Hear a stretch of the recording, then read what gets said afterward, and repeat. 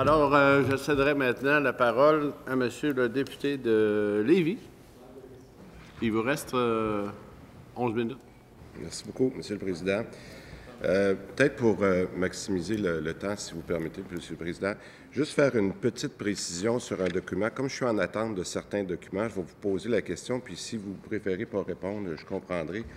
Il y a un document dans ce qu'on appelle les documents de renseignements généraux, le numéro 35, où c'est peut-être des erreurs, comme j'appelle des fois des erreurs de photocopieur, parce qu'il semble avoir des erreurs dans les années, parce qu'on fait référence à, pour chaque ministère, une copie des réductions de dépenses de fonctionnement depuis le 31 août, puis on parle des prévisions de 2013-14, puis après ça, on parle d'économies cumulatives. Fait que je vous le laisserai regarder, parce que là, je suis un peu mêlé de quelle année on parle, est-ce que c'est cumulatif, est-ce que c'est l'année qui s'en vient.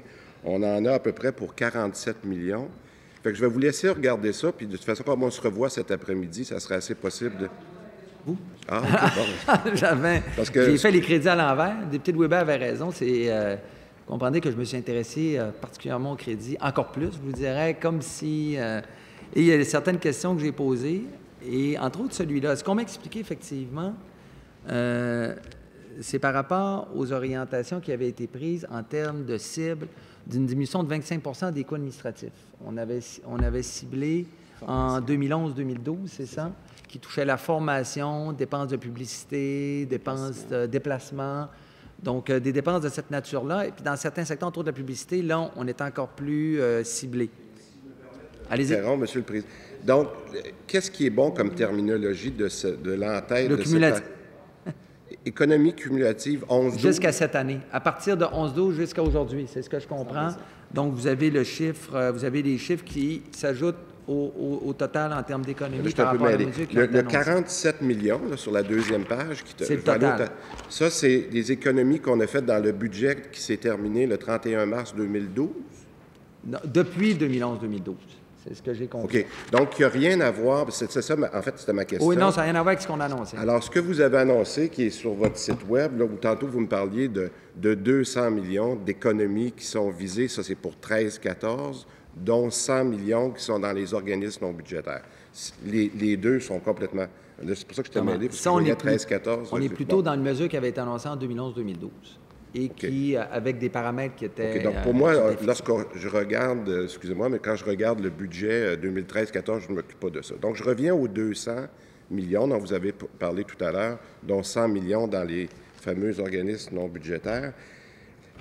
Sur votre site, on dit bien 2 qui vont être visés, mais 2 par rapport à quelle année de référence? Par rapport à 2011-12? Voyez-vous, parce que là, où je suis un petit peu mêlé... Ça me surprend que vous dites, vous visez... Mais... on dit sur votre site Web... Excusez, j'essaie de vous regarder puis de parler en même temps.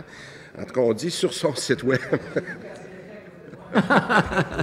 Mais en résumé, on dit 2 de réduction. Je veux savoir quel est le montant de base. Est-ce que c'est l'année 2012 le meilleur estimé? C'est ça ma question. Parce que, je reviens, si on vise 100 millions d'économies par rapport à ces deux postes-là, on l'a dit, il était de 30 milliards tout à l'heure. Moi, je dis les dépenses augmentent de 10 et de 5 on l'a dit là, dans ces deux catégories-là. Si on vise 2 puis on dit que ça fait 100 millions par rapport à 30 milliards, je vous le dis tout de suite, ça ne marche pas. Bon. Fait que c'est pour ça que je repose ma question. Quand vous aurez le bon montant, ça serait bon comme... Parce que, pourquoi je vous dis ça? Parce qu'il me reste de moins en moins de temps, Monsieur le Président. Et encore une fois, je comprends... C'est pour ça que ce matin, je voulais avoir le bloc important des organismes à but non... j'allais dire non lucratifs, excusez-moi, des organismes non budgétaires. Et parce que c'est rendu un montant tellement important, on dit que ça justifie 57 milliards de transferts. Donc, on sait que l'argent est là. Et deuxièmement, donc, où j'ai l'inquiétude, puis je continue d'avoir l'inquiétude, malgré les bonnes paroles du député que je respecte beaucoup, il y a 3,5 milliards d'augmentation de dépenses dans ces blocs-là. Et je l'ai redit, si les transferts sont de seulement 1 milliard, il faut s'assurer que, on va pouvoir regarder, donc je prends bien sa promesse qu'il n'y en a pas de trou d'1 milliard, mais en ce moment, je me garde une petite gêne jusqu'à temps que les documents soient déposés. Et j'apprécierais beaucoup qu'ils soient déposés rapidement pour que nos collègues députés qui sont dans les différents crédits puissent avoir cette liste-là. Parce qu'à chaque fois, ça permet d'être un peu plus, j'allais dire presque intelligent, là, je n'irai pas jusque-là, mais pour nous au moins. Le deuxième point que j'aimerais, et c'est une faveur, un défi que je lui lance, puis parce que je pense qu'il y a effectivement des gens excessivement compétents, pour nous aider à s'assurer que le trou n'est pas là. Lorsqu'on fait l'écart entre le 3,5 milliards et le milliard de transferts, il serait intéressant de voir de combien vient l'augmentation des revenus. Et je m'explique. Si à la CSST, pour fin de discussion, la CSST n'a pas nécessairement à augmenter ses tarifs pour avoir un revenu supplémentaire. Elle a les mêmes tarifs sur des revenus de salaire qui augmentent à cause de l'inflation. J'aimerais qu'on explique globalement, puis ça c'est assez facile pour les gens qui sont de l'autre côté, mais de donner un ordre de grandeur qui nous donnerait combien de ce 3,5 milliards, il y en a qui viennent de l'augmentation des revenus. Et pourquoi je le demande? Parce que c'est important. On voit très bien cette augmentation des revenus lorsqu'on regarde les ministères et organismes, parce que les revenus viennent de l'impôt, ils viennent de la taxe de vente. Mais je veux juste m'assurer que pour que nous et tous les collègues, on n'est pas en train d'augmenter des revenus aux citoyens qui ne sont pas connus. Il faut clarifier cet aspect-là. Alors, je le redis pour que ce soit très clair, c'est ça l'objectif que nous recherchons et qui va nous aider à nous rassurer qu'on a bien sous contrôle cette partie-là. Monsieur le ministre.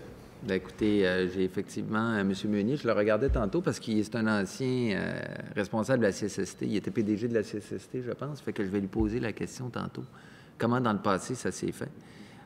Mais sur les cibles, vous voyez, les montants sont beaucoup moindres ce qu'on demande au ministère organisme, pas ministère organisme, ceux qui sont à l'extérieur, donc qui ont leur propre, entre guillemets, autonomie qui est variable, OK? Mais qui fait en sorte que CSST, c'est peut-être l'exemple où on a le moins, là, parce qu'évidemment, il y a une réalité qui est celle des employeurs, donc c'est vraiment particulier de la CSST. Mais je veux dire, le payeur, c'est le même, dans le sens, c'est le même. C'est des monopoles, autrement dit, de services, et qui ont la chance de se collecter directement sur des revenus. T'sais. Donc, même chose sur la SAC. SAC, je peux vous dire que quand ça va mal, bien, tu peux augmenter un peu. Il n'y a personne qui va venir te concurrencer et te dire, j'offre le même service à moins cher. Non, autrement dit, et voilà, notre préoccupation, c'est pour ça que dans les cibles qu'on a fixées, nous, on dit toujours, il ne faut pas que ça touche les services aux citoyens. On le dit en termes de directive, mais en même temps, ce qu'on souhaite, c'est de l'optimisation de ressources. Mais en même temps, moi, je ne suis pas dans le conseil d'administration. Vous savez, il y a une gouvernance sur laquelle je suis en questionnement aussi dans certains cas, où tu as une reddition de compte qui n'est pas évidente, là. Donc, OK, donc, et là, sur le chiffre que vous me demandez, c'est quand même costaud, là. Ça veut dire, même actuellement, je ne pourrais pas vous le dire, parce qu'eux, ils font des choix. Il y a des organisations qui fonctionnent de façon littéralement indépendante. Et là, ils vont faire des choix à l'interne. J'imagine, des fois, ils vont dire, bon, bien, on optimise, on ne fera pas de remplacement dans certains cas, on va attendre. Mais là, je leur demanderais, là, puis je ne suis même pas sûr qu'ils sont obligés de me le dire.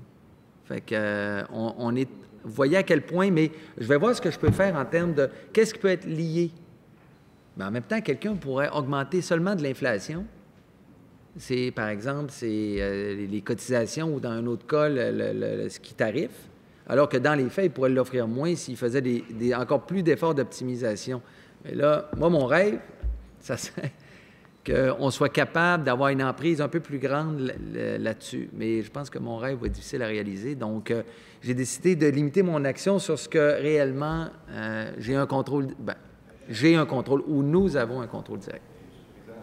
Pour apprécier votre rêve et le nôtre, c'est de vous dire que maintenant que ces transferts-là sont faits dans ces organismes-là, il faut quand même garder le contrôle que ce sont des gens qui servent, qui facturent des concitoyens, des entreprises, puis il faut s'assurer qu'on comprenne bien les augmentations réelles qu'il a. Alors, je vais vous laisser regarder. Mon collègue, il y a des cas où ça ne facture pas. La santé est le plus bel exemple, là. Tu sais, la santé, on prend l'argent, c'est un transfert, puis...